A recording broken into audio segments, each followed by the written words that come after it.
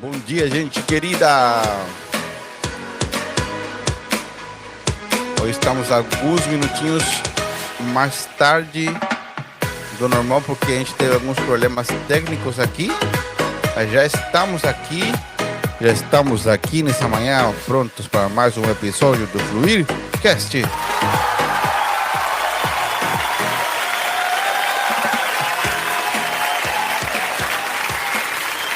Que bom que você pode estar junto com a gente nessa manhã. Estávamos há uma semana longe daqui das programações. Estamos escrevendo o livro. Ainda não terminamos, mas logo logo vai estar disponível.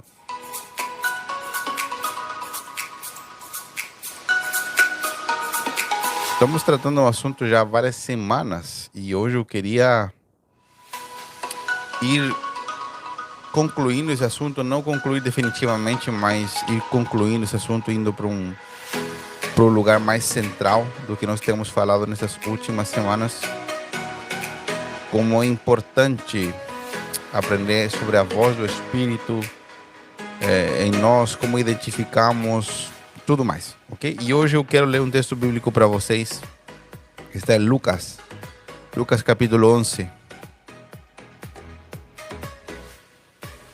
Nós vamos encontrar esse texto bíblico, essa mesma história, esse mesmo relato também no livro de Mateus capítulo 6. Mas eu quis ler Lucas porque Lucas ele mostra coisas que em Mateus não aparecem, tá? E eu acho muito importante. Lucas 11, a partir do versículo 1 diz assim: E aconteceu que, estando ele, se referindo a Jesus, orando num certo lugar, quando acabou, lhe disse um dos seus discípulos: Senhor, ensina-nos a orar, como também João ensinou os seus discípulos.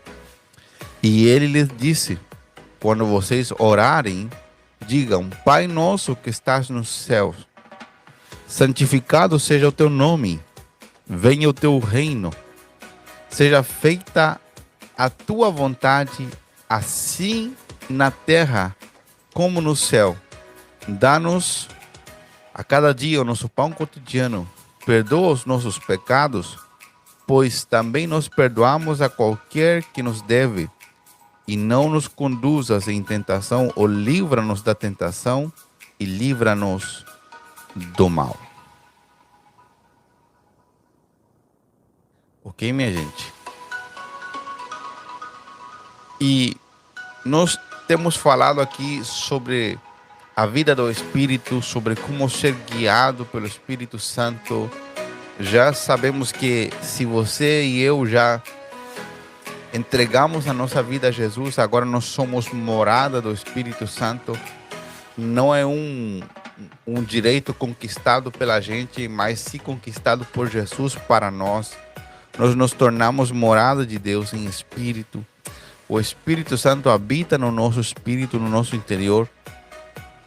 E a partir do dia em que o Espírito Santo passou a habitar em nós, a voz de Deus começou a ecoar, a soar dentro do nosso espírito e nós conseguimos ouvir o Senhor.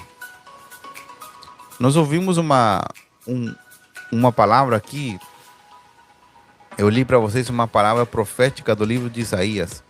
Deus estava dizendo para o povo que chegaria um momento em que eles ouviriam a voz do seu mestre e ouviriam uma voz atrás deles que lhes diria: você deve ir para a esquerda, você deve ir para a direita. Mas eu quero que nós vamos a um lugar mais prático de tudo isso. Muito mais prático ainda. Nós já estamos entendendo de forma prática, mas temos que ir mais prático ainda. Quando Jesus orava, ele se tornou um impacto para os seus discípulos. A vida de oração que Jesus levava era literalmente um impacto para todos os seus discípulos. Os discípulos mais próximos. Jesus tinha vários discípulos, mas havia um grupo de 12 discípulos que caminhavam bem perto com ele, moravam junto com Jesus, iam para todos os cantos enquanto o ministério de Jesus durou. Portanto, eles viam a rotina diária de Jesus. E na rotina diária de Jesus havia tempos de oração. Não somente um, havia tempos de oração. Não havia somente aquela oração particular. Esse era, na maior quantidade de tempo, Jesus orava a sós. Mas também havia muitas oportunidades onde Jesus orava diante dos seus discípulos. E Jesus chamava muitas vezes os seus discípulos para orarem com ele ou para acompanhar ele enquanto ele orava em particular, porque Jesus tinha a ideia de dar o exemplo, de mostrar a eles como ele guiava a sua vida, como era que Jesus descobria, né, o roteiro dos seus dias, da onde que vinham as ideias que Jesus tinha. Por que Jesus falava o que falava? Por que ele se movia como se movia? Por que ele decidia estar numa cidade e num povo e ir para outro lugar? O que era que fazia Jesus sair de um lugar e ir para outro? E Jesus acabou ensinando seus discípulos na prática que era através da vida de oração que ele era guiado pelo Espírito de Deus no seu interior. E em Lucas 11, Jesus está orando. E os seus discípulos, curiosos, né, de um método. O que acontece? Nós temos mania e é natural, tá? Eu não condeno aqui, porque todos nós, em algum momento da vida, pensamos dessa maneira. E nós sempre estamos pensando que há um método. Por quê? Porque no mundo natural existe método para tudo. Hoje, né, tem tantos métodos novos. Tem método para tudo. E os discípulos também não pensavam diferente. Eles pensavam que para orar havia um método. E eles disseram para o Senhor: Senhor, ensina-nos a orar.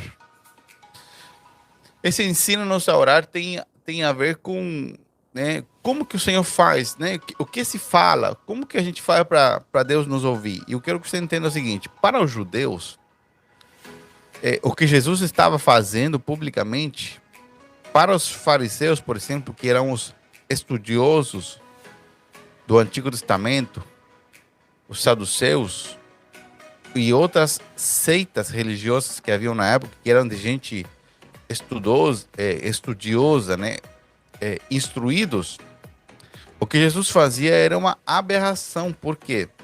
Porque para os judeus, a imagem de Deus era tão sagrada, tão pura, que era impossível quase do homem se relacionar com Deus, que é um absurdo. Porque Deus estava se revelando à humanidade, porque Deus queria recuperar sua comunhão com o homem. Então é absurdo que você considere que um Deus que está se revelando à humanidade, está procurando uma forma de se revelar à humanidade, você considera ele tão puro ao ponto de você não poder se relacionar com ele. Não é que Deus não seja puro. Deus é santo, santo, santo. Só que a santidade de Deus não está destinada a nos tornar, a ele se tornar inalcançável para nós. E era o que os judeus achavam, que, né, não podia nem escrever o nome de Deus. Mas quando Jesus chegou, ele começou a chamar Deus de Pai. Ele revelou que nós podíamos nos aproximar de Deus. Que negócio estranho era esse? Então, para os discípulos de Jesus, que eram judeus, ainda era um pouco estranho poder conversar e falar diretamente com Deus. Então, eles falavam assim: não tem que ter um método para falar, não tem que ter uma cerimônia para se achegar a Deus. E Jesus, ele lhes ensinou a orar. E Jesus deu o padrão da oração do Pai Nosso. O Pai Nosso, se você está me vendo aqui nessa manhã, ou me vendo, sei lá, anos depois, quem sabe, você está assistindo esse vídeo, ou está ouvindo esse áudio no Spotify, no Deezer, sei lá onde, em alguma outra plataforma digital. Muitas pessoas tomaram a oração do Pai Nosso como uma reza. O que é rezar? Qual que é a diferença entre orar e rezar? Jesus dá a definição de rezar em Mateus capítulo 6. Rezar é repetir algo sem sentido. Eu posso tomar o Pai Nosso e rezar ele, repetir, mas sem lógica. Porque nenhuma oração bíblica é uma reza, é uma repetição obrigatória sem sair. Não. As orações bíblicas, elas são um parâmetro, um padrão, uma base, um sustento para a gente saber como orar. E Jesus disse, vocês vão orar da seguinte forma: Pai nosso que estás no céu, santificado seja o teu nome. Jesus está falando que para orarmos, precisamos entender primeiro que Deus é o nosso Pai e devemos estabelecer com Ele uma relação de honra e de adoração, de santificar o nome de Deus, de declarar que Ele é o nosso Pai, reconhecer que Ele está nos céus, nós estamos na terra, que é uma superioridade incomparável entre Deus e nós. E Jesus continua orando e ele diz: Senhor, que venha o teu reino e que seja feita a tua vontade aqui na terra como é feita no céu. E é aqui que eu quero me deter nessa manhã.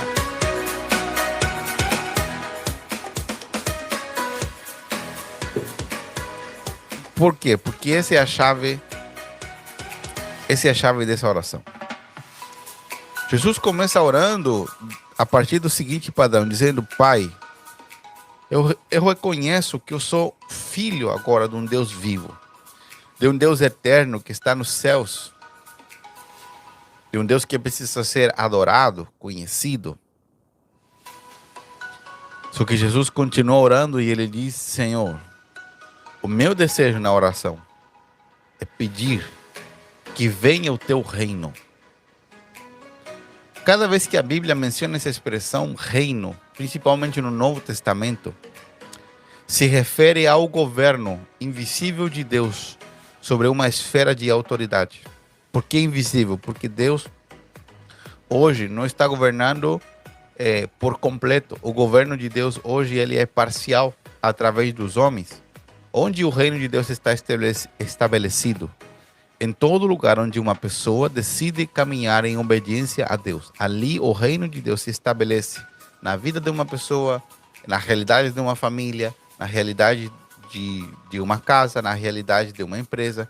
Em todo lugar onde alguém decide obedecer a Deus, ali o governo de Deus, o reino de Deus, onde há um rei reinando sobre alguém, sobre um território, ali o governo de Deus se estabelece. É um governo invisível. Deus não vai vir governar com exércitos. Não, Deus governa através da sua vontade dentro do coração dos homens. Isso fica evidente nas nossas palavras, na nossa mudança. E nós vamos mudando aos poucos a nossa vida conforme ao padrão de Deus. Agora Jesus dá uma chave aqui, importantíssima. E esse é o assunto central do nosso podcast nessa manhã. Jesus disse: Pai, quando eu for orar, eu quero compreender que eu tenho que pedir que seja feita a tua vontade e não a minha. Uma das maiores brigas que nós vamos ter durante a vida e o propósito principal de Deus enviar o seu Espírito Santo a nós e que nós possamos ouvir a sua voz e aprender como ouvir a voz do Espírito Santo. Isso só faz sentido se você e eu compreendermos que a voz de Deus foi enviada a nós para que nós façamos a vontade de Deus e não a nossa. Qual é a chave de tudo isso? Descobrimos que a vontade de Deus ela é boa, agradável e perfeita. Não tem erros na vontade de Deus. Isso não quer dizer que a vontade de Deus não inclua desafios, não inclua provações. Inclui provações, inclui dias difíceis. Mas a vontade de Deus é absolutamente perfeita. É completa e total para nós. Não há dificuldades, não há não é que não há dificuldades. Os nossos planos nos metem em encrencas que Deus quer poupar para nós. Porque quando nós fazemos a vontade de Deus, até os problemas nos quais Deus nos permite entrar, eles têm relação com o nosso propósito, eles vão produzir um fruto eterno em nós. Então, qual é a chave da mensagem dessa manhã, da palavra dessa manhã? Para que você quer aprender a ouvir a voz de Deus? Se você quiser ouvir a voz de Deus e não estiver disposto a obedecer a Deus, não tem sentido, não tem lógica. Imagina que você compra uma geladeira. A melhor geladeira que tem. Frost free. Não precisa descongelar. Lembra que antes nós tínhamos que descongelar as geladeiras? Geladeira maravilhosa que faz tudo. Só falta limpar a casa. Faz tudo. Você compra geladeira para quê? Para guardar os seus produtos que não podem ficar ao tempo, vão estragar a carne e assim por diante. Imagina que você compra a geladeira e você deixa ela desligada na sua casa. Deixa ela desligada. Daí você compra a carne, compra um sinnúmero de coisas e eles vão estragando, porque a geladeira está lá, mas ela está desligada. Ela não cumpre o propósito para o qual ela foi criada. Da mesma forma, a voz do Espírito Santo em nós, ela foi projetada, o poder do Espírito em nós, ele foi projetado para nos guiar a toda a verdade e a toda a justiça, para nos guiar a uma nova forma de viver a vida em Cristo Jesus e a viver debaixo da vontade de Deus. Se você fizer uma enquete rápida com as pessoas e perguntar para elas se elas estão fazendo o que elas querem ou o que elas estão ouvindo Deus falar, tristemente, uma alta quantidade de pessoas que conhecem a Jesus e nasceram de novo vivem fazendo o que elas querem. E por isso que o mundo não é alcançado para Deus, por isso que as nossas vidas às vezes são um fracasso na mão de Deus. E às vezes nós estamos dando certo, tá? Às vezes a nossa vida está dando certo, tá? Os negócios estão fluindo, tá tudo dando certo. Ontem eu estava ensinando a um grupo de discípulos nossos da igreja local aqui, em Balneário Camboriú, onde nós pastoreamos, a igreja Fluir da Vida. E estava explicando isso. Tem muitas ocasiões onde nós fazemos coisas que estão fora do propósito de Deus, fora da vontade de Deus, com a motivação equivocada, e mesmo assim dá certo.